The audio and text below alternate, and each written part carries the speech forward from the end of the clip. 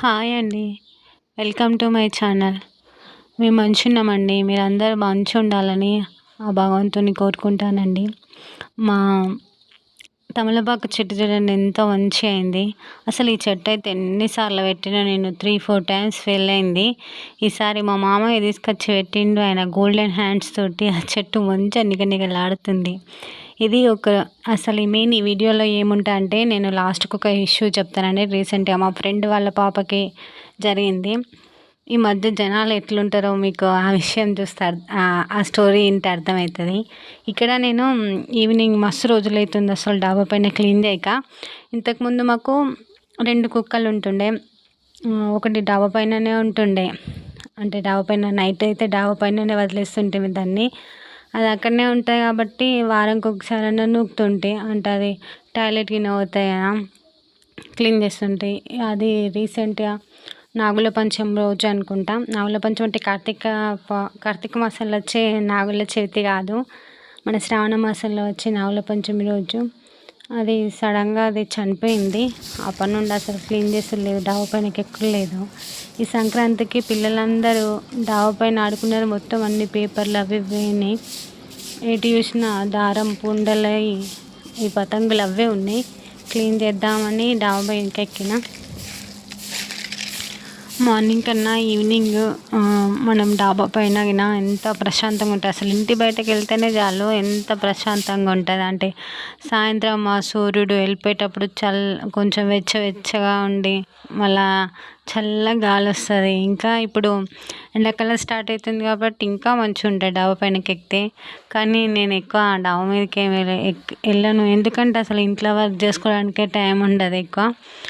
మా ఇంట్లో నేను, మా 2 పిల్లలు, మా హస్బెండ్, మా మామయ్య ఉంటారు. అంటే నేను ఒక్కదాన్నే లేడీని, అందరు బాయ్స్ హాస్టలే కాబట్టి వాళ్ళు పని చేసేటోళ్ళు ఉండరు. అన్ని పనులు మనమే చేసుకోవాలా. అంటే ఇంట్లో పనులు వాళ్ళ పనులు వాళ్ళు చేసుకుంటారు.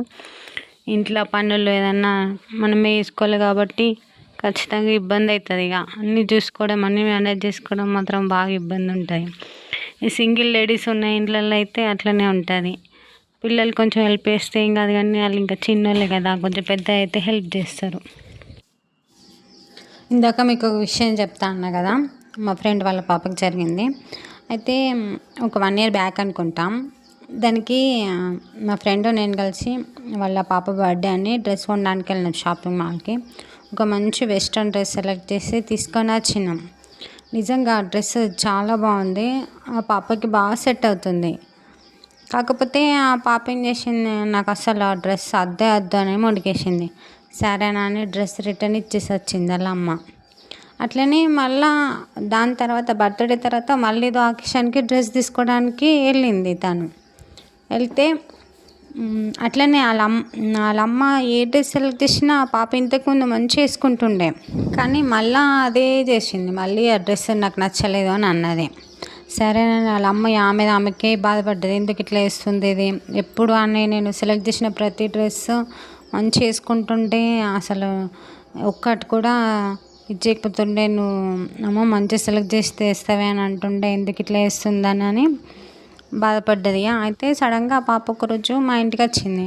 మా ఇంటికి వస్తే తను నాతో చెప్పింది ఆ విషయం, నాకు గుర్తుకుంది. అందుకనే నేను మాట మధ్యలో అడిగిన, ఏమైందిరా చిన్ని, ఎందుకు అట్లా చేసినావు నువ్వు, నీకు ఆ డ్రెస్ నిజంగా బాగుంటాయి కదా, ఈ 3-4 సార్లు 3-4 సార్లు షాపింగ్ మాల్కి వేసిన ఈ వెస్ట్రన్ డ్రెస్సెస్ అస్సలు వేసుకుంటలేవు, ట్రెడిషనల్ వేరే వేసుకుంటున్నావు, ఎందుకు ఏమైంది, ఇప్పుడు అందరు పిల్లలు మీ ఫ్రెండ్స్ అందరూ మంచిగా వేసుకుంటున్నారు కదా, అందరు వేసుకున్నారు కాకుండా నువ్వు ఎందుకు ఇట్లా వేరే వేసుకుంటున్నావు అని అడిగిన. అయితే చాలాసేపు గుచ్చి అడిగితే చెప్పింది ఏమనంటే, వాళ్ళ ఇంటి పక్కకు ఒక ఆమె ఉంటుంది. ఆమె ఏమన్నారట, ఏ పిల్ల నువ్వు అంత వెస్ట్రన్ డ్రెస్ ఈ డ్రెస్సులు అంతా ఏం మంచిగా ఉన్నాయి, నీకు అస్సలు షూట్గా ఎందుకు వేసుకుంటావు, అంతా ఎప్పుడే ఈ డ్రెస్సులు వేసుకుంటావు అని అన్నారట. నీకు మంచి ట్రెడిషనల్ వేరే మంచి ఉంటాయి, వెస్ట్రన్ వేరే మంచి ఉంటాయి, వేసుకోక ఇట్లా పాయింట్ షర్ట్లు అని అన్నారట. ఇంత గలీజ్గా కొడుతున్నావు, అటువంటి డ్రెస్సులు వేసుకోకు అని అన్నారట. నిజానికి ఆ పాపకి వెస్ట్రన్ డ్రెస్ అయినా ట్రెడిషనల్ వేర్ అయినా చాలా బాగుంటుంది. కానీ ఆమె ఎందుకు అట్లా అన్నదో నాకు తర్వాత అర్థమైంది. అది చెప్తాను నేను. అయితే నేను ఆ పాపతోటి ఏం చెప్పిందంటే, చిన్ని నువ్వు అసలు ఈ ప్రపంచంలో మీ అమ్మ నాన్న తప్ప ఎవరేం చెప్పినా వినొద్దు. బట్టలు అనేటివి మన కంఫర్ట్గా అంటే మన పనులు చేసుకోవడానికి నువ్వైనావు అనుకో, నీ ఆడుకోవడానికి కానీ డ్యాన్స్ చేయడానికి కానీ కంఫర్ట్గా ఉంటే సరిపోతాయి. డ్రెస్సెస్ అనేది క్లాత్ మనకి కుచ్చుకోకుండా ఉన్నదా, మనం ఫ్రీగా పని చేసుకుంటున్నామా సరిపోతుంది. ఒకవేళ నిజంగా నీకు ట్రెడిషనల్ డ్రెస్సెస్ నచ్చుతున్నాయి, నీకు వెస్ట్రన్ వేర్ వేసుకోవడం ఇష్టం లేదు, ఓకే, అది నీకు ఇష్టమైతే నువ్వు వేసుకోవద్దు. కానీ వేరే వాళ్ళు చెప్పిరని, వాళ్ళెవరో ఏదో అన్నారని నీ మనసులో ఏదో పెట్టేసుకొని అమ్మా నాన్నకు చెప్పకుండా నీ గురించి నువ్వు తక్కువ చేసుకొని అస్సలకి ఎప్పుడు ఉండద్దు. ఏ విషయమైనా అమ్మా నాన్నకు ఖచ్చితంగా చెప్పాలా. మన అమ్మా నాన్న కన్నా ఎక్కువ మనల్ని ఎవ్వరు ప్రేమించారు. అమ్మా నాన్న తర్వాతనే ఎవరైనా సరే. ప్రతి విషయం అమ్మా నాన్నకు చెప్పాలా. అమ్మా నాన్న చెప్పింది ఒక స్టేజ్ వరకే చెప్తారు వాళ్ళు కూడా. నువ్వు పెద్ద అయిన తర్వాత నీకు వాళ్ళు చెప్పరు కదా, నీ డ్రెస్సెస్ నువ్వే సెలెక్ట్ చేసుకుంటావు. అప్పుడు కూడా నీకు నచ్చింది నువ్వు సెలెక్ట్ చేసుకోవాలా. వేరెవరో వాళ్ళు మంచిగా లేదు కదా, ఇల్లు మంచిగా కొడతలేవు కదా అంటే అస్సలు వేరే వాళ్ళ మాట అస్సలు వినొద్దు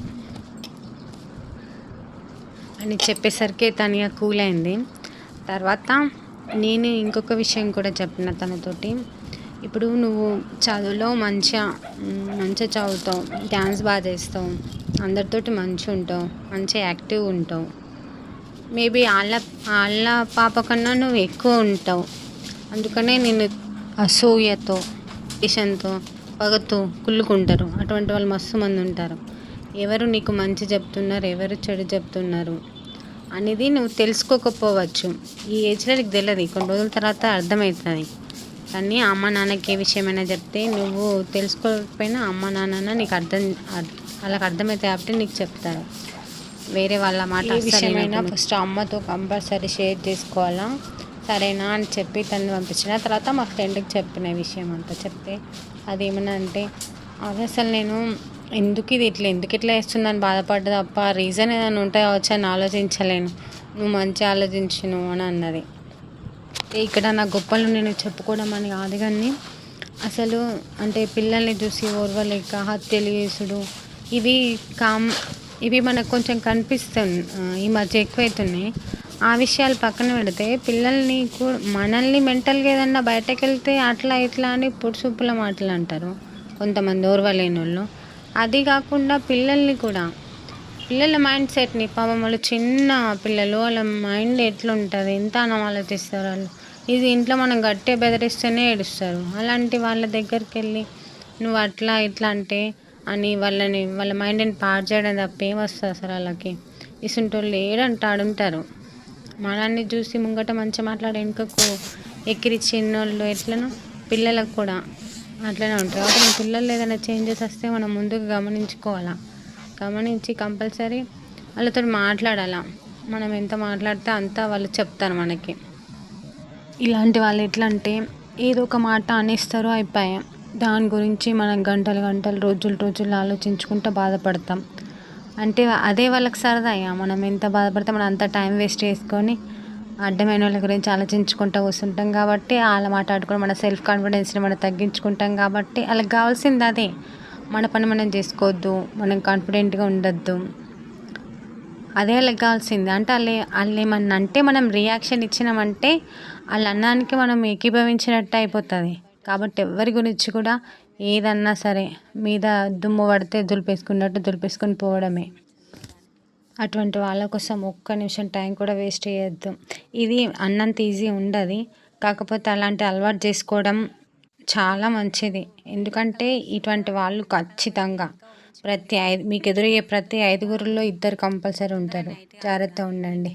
ఓకేనండి, బాయ్. వీడియో అయిపోతుందిగా. మీకు ఈ వీడియో నచ్చితే కనుక లైక్ చేయండి, సబ్స్క్రైబ్ చేయండి, షేర్ చేయడం మాత్రం మర్చిపోకండి. ఒక మంచి కామెంట్ చేయండి.